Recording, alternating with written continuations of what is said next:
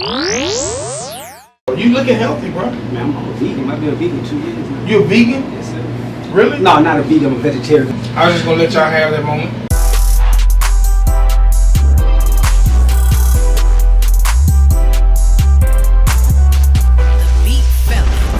WRFG 89.3 FM Rough regular raw program. Ridin Durty Radio. Yours truly, Vic XL.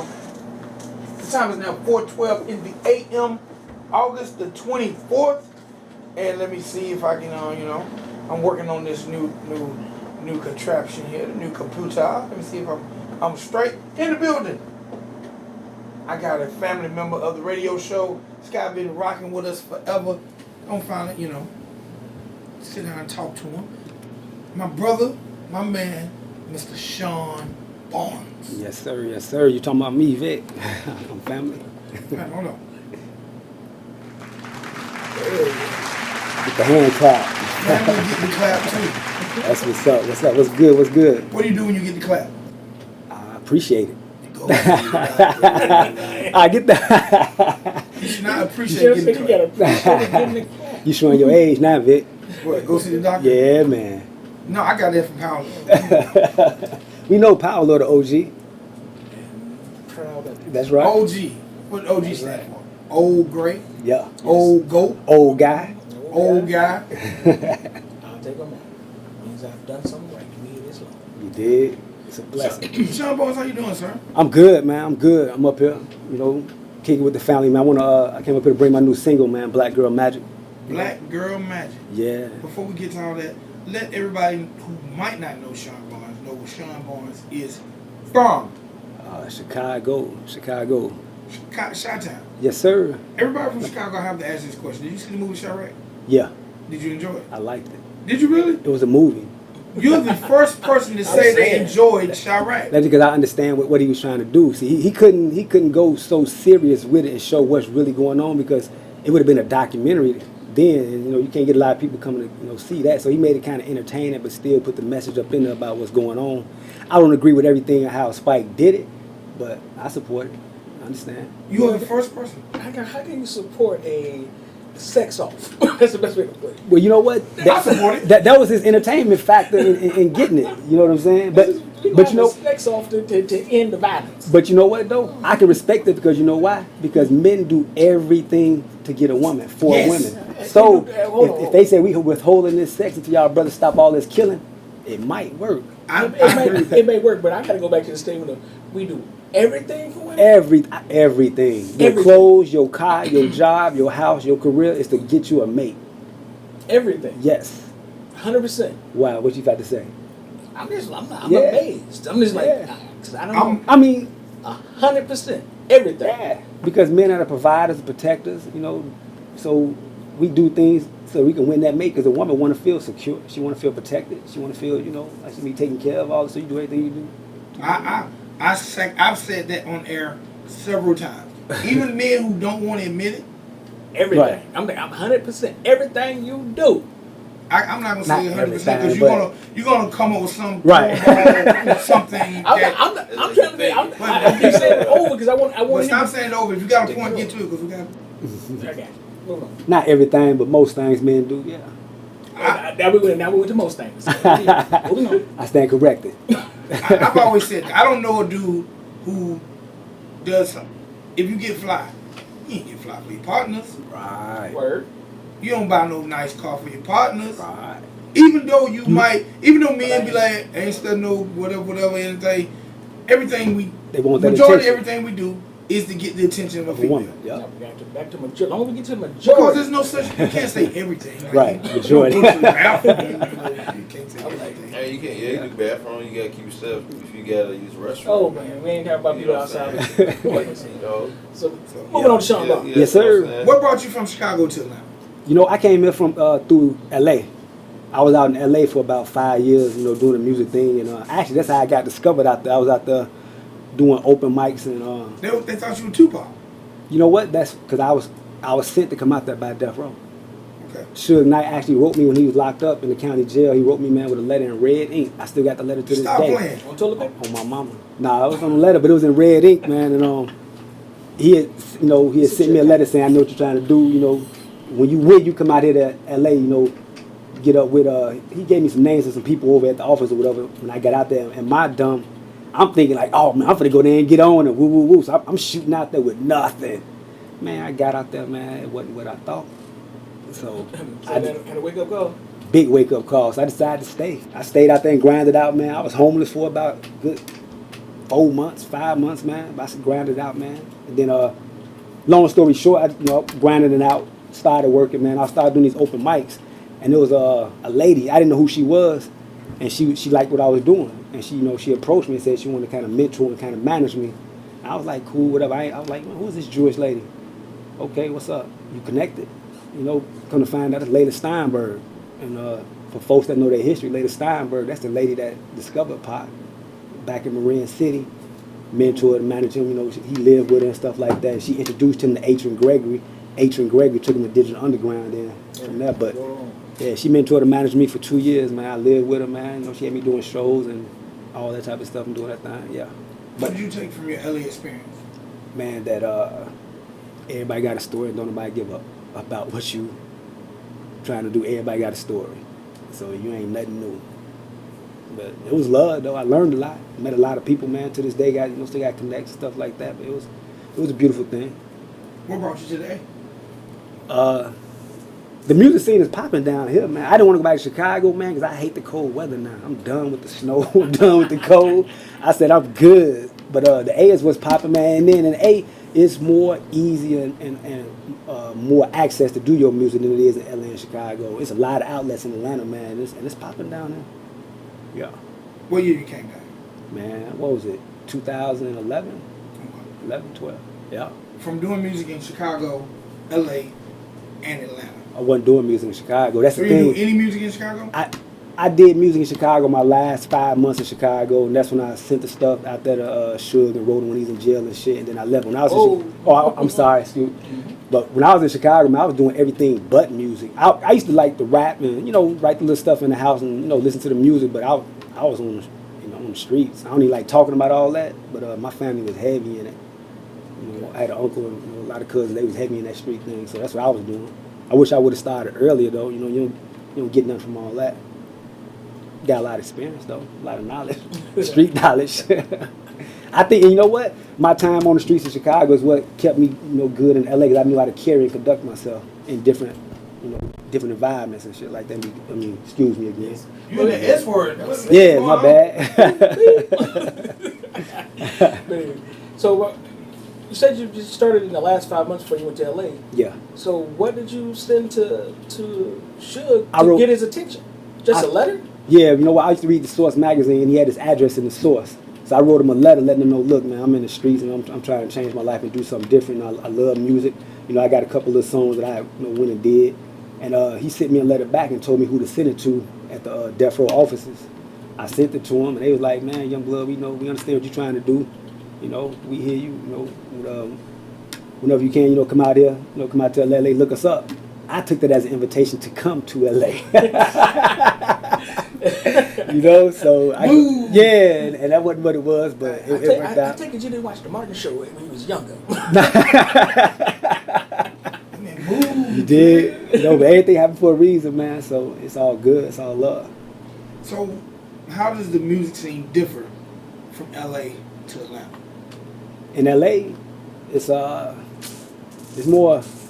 It's just harder to do. It's more expensive.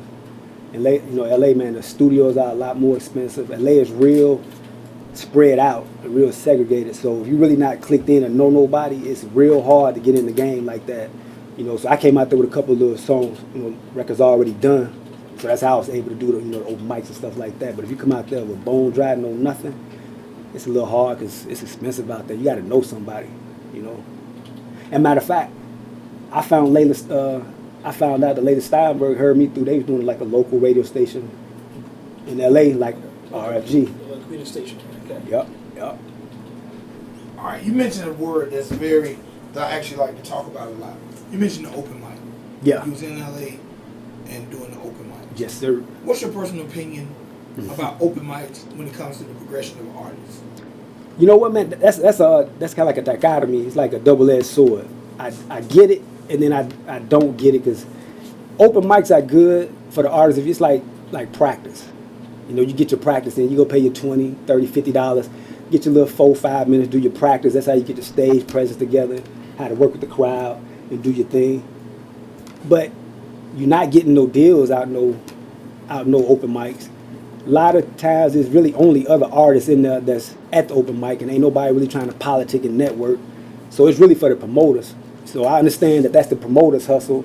And my thing is now, what I'm trying to do is I'm trying to link up artists, get a core group of maybe 5-6 artists. We put our own money up, get our own venue, throw our own shows. That's where we get a return on our own money, even though it might only be 2 people the first show, 3 people the second show. You got to build it instead of giving your money to these promoters that's putting on these shows and you ain't getting nothing from it. I say, why not artists get together, get their own venues, throw their own shows, get your own money back. That's grinding, that's hustling. But I can't knock the promoters hustle either. So it's a double-edged sword. I dig it. I understand it. How do you feel artists, because I love that idea. I think that idea is dope. The one thing that in my 14 plus years of doing this, I found the hardest thing for artists to do is gain fans. Yep. like when I was managing, and I used to throw shows in my backyard, and I had a group that had 9 members in it. I had what I call the Southern Wu-Tang. Red Clay Warriors, one time. And actually, yes, you did. Carl Lloyd got Red Clay Warriors at first record deal. Salute to The one thing I noticed, one thing I thought, because I don't know if I'm popular or not. I always thought it was kind of cool. People cool. People gravitated to me. I co-sign. I knew that if I do a show, I could get the people who mess with me to come to the show. Exactly. Okay. And I'm not an artist. I was just a dude that, you know, I dressed well, I could dance, you know, whatever I'd done. I knew I could get people. I knew my mom would come, her friends. I knew I could get people to come for me. And I'm not an artist. Go ahead. But let me tell you how funny this thing is. So, the beginnings of hip-hop first. So, I was like, Paulo is going back on me. I forgot that. So I was like, okay, it's me. I know for a fact, Victor Walker, can get 10, 12 people. Yes. On my face card. Yep. That's just on the strength. That's not even trying hard. Yep. So I got 9 people in the group. If each one of them can get 5 people. If each one can get 10. Yeah. That's 100 people. And you build out from there. You start that as your, I started doing pinnacle. this thing in my mother's backyard called Hoodstock. My mother lives way in the country. Mm-hmm. So I could do, I'm talking about, I would get I got a tractor trailer bed. I have a sound system. I hooked it up. And it was, man, I'm talking about open country. Actually, and shouts out to Chad Wanders. It's this dude in my town who does rock. But I learned my initial marketing and promotions for music from an indie rock guy. Mm-hmm. So, you know how they do bonfires and that type of thing? I was like, well, I'm going to do that, but it's going to be hip-hop. Right. So, my mom was with it. She supports her son. We got all this acreage. I got the tractor trailer bed, put it out there. Music blasting, got a DJ. I'm talking about no one can hear anything. But that's what we so far out in the country, can't hear nothing. Yep. You know how many people came? How many? Less than 25.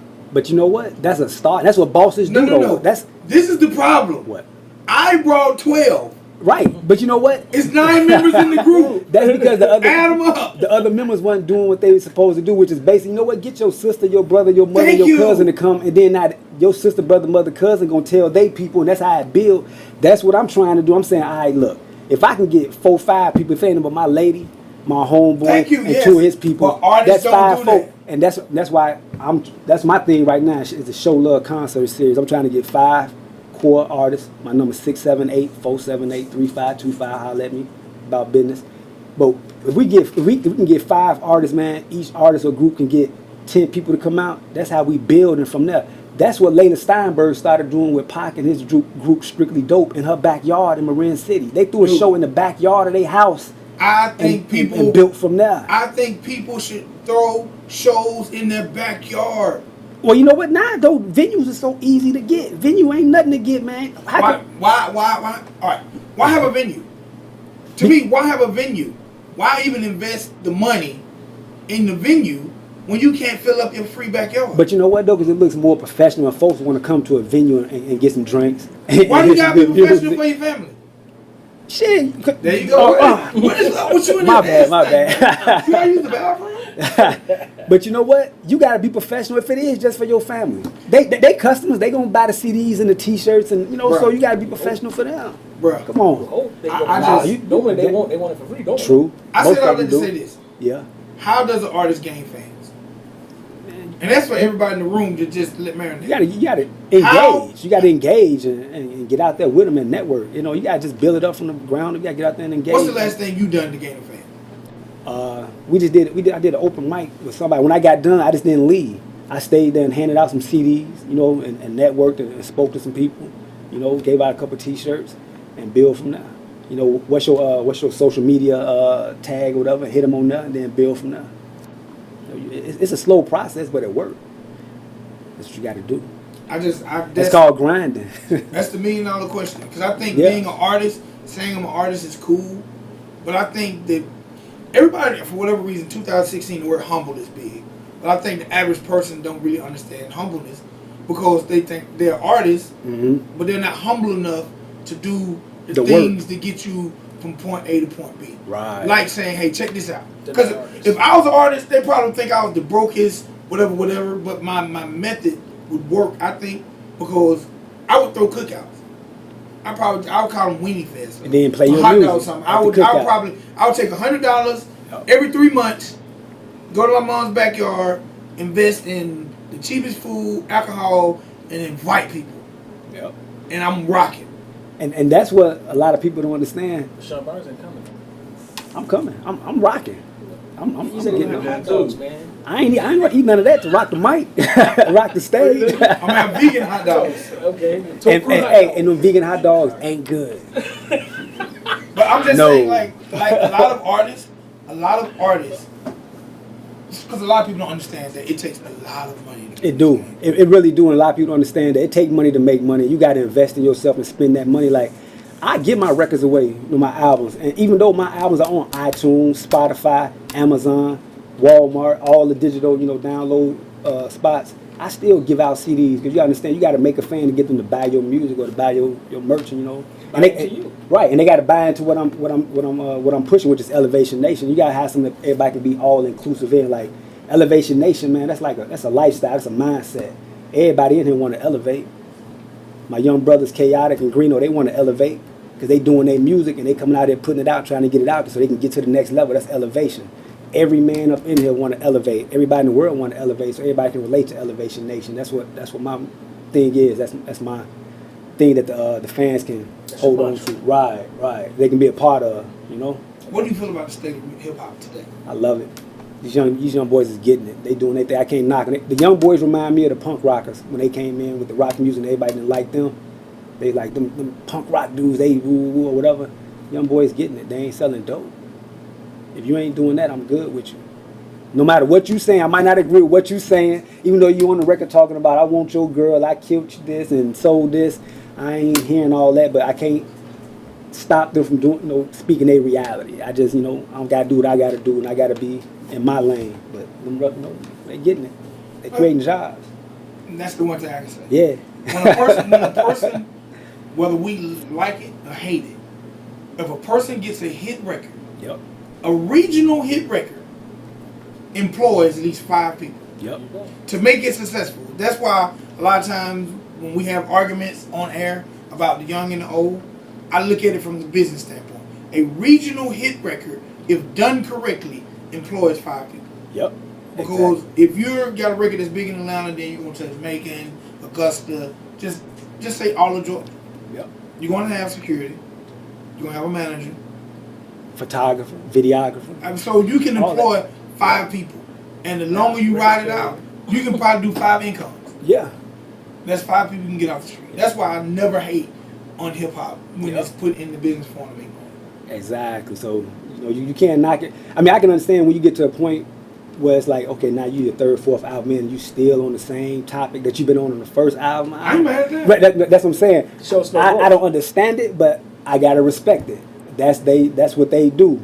If You you're know, on your so fifth everybody- album in, Yeah. and you talking about the same thing, how many people you think you're employing? Same amount. More. 5 Okay, albums? right. You 5 albums in, so Yeah. you still bringing jobs and right. You that's right. what it's about. Yeah. But he's also saying that they're not growing or maturing as an artist. It's not good for hip hop because what's happening now is you got this thing where folks is talking about if you older than 23, 24, you can't do music no more. I'm saying, huh? I said, when rock don't do that, R&B don't do that, jazz don't do that, pop don't do that. When did it come where you can't get to a certain age and you got to stop doing music, man? Chuck D out selling out stadiums, and Chuck D, what, 50, 51? Redman and Method Man, they upper 40s selling out, still doing their thing. You can make money, man, and provide a lifestyle doing your music if you got to grow with your music, though. We got too many artists, man, that's 35, 36, 37, sounding like they 18. And that makes it bad for the culture because they not growing and elevating with their music. So they think everybody got to come out sounding like they 18. Right. All right, speaking of culture and sound, explain your sound. Motivation music. It's soulful, man. My music is I said I'm gonna do this. Since all the artists are so far to the left with everything they doing, as far as I'm selling dope, I got Yo Girl, this and that. They so far to the left with it, I go so far to the right with it. Everything I say, they gonna get so tired of me saying elevation nation, motivation music. We gods, we kings and queens, gods and goddesses. They gonna get sick of me saying that because that's what I'm putting out. Y'all can still say we ninjas and itches and all that. That's cool, but I'm saying we gods and goddesses. I'm speaking life in anybody that I deal with or my music elevates, man. I'm letting them know we all creators. It's tripped out because I say I'm a god in one of my records and folks don't understand it. It's because I got the power to create what I want. And one of my records I did about 3 years ago, I said all black, blacked out, black hoop, shouting out through the roof, this is my house. That's basically me saying I'm in a black car with all black in the inside with a sunroof with a Hemi in it. That was 3 years ago. I didn't get that car until 2 years ago, so I spoke that into being because I spoke it. I knew what it took to get it, and I started making those moves to go toward. That's called creating magic. We gods. It don't happen instantly, right? It don't happen instantly, but if it happens over a year, you still creating magic. That's what I'm trying to get these folks to know. And my audience to know, man, it's motivation music. We elevate. I want to play the Black Girl record last. You sent me Black two Girl records. Magic, yeah. You sent me 2 records. The record I'm gonna play is what is the record? What's the name of the record? Black Girl Magic. No, you sent me 2. Oh, okay, it's called FEDS, FEDS, and that's an acronym for F, entering the system. And that's basically saying, man, look, brothers. Stay out of jail. Right, that dope game ain't nothing. You running on a treadmill. That ain't nothing happening. Ain't nobody made no millions and retired from it. So look, stay out the system. F going into the system. Feds, let them know, look, if you're going to do your thing, hey, I can't knock it because I did it, but man, elevate from it. Take that money and get legit with it. Get you some checks. Who produces it? My man, Castro, he out there in LA, matter of fact. Jerry. Shout out to Jerry. All right, it's my man Sean Barnes. Yes, sir. Name was Joints Feds. Elevation Nation. Oh, no. One thing about Vic, if it kills me, is if he's on the phone, when he's ready to get off, he's like, I'm gonna hit you right back. And never do. And don't call backward. Yes, you did give a ticket in the PTQ. Yes, I did. Hey, Funk Flex is a funny ass dude, dog. The way that nigga be going, like how he went in on Drake, that shit. Part of me feel like Drake is just goddamn getting a little too goddamn, I don't Cocky know. with it. Nigga say he'll do Summer Jam, but they 5 Funk Flex. 3 Stack Disc game with? Yeah, on that reprise.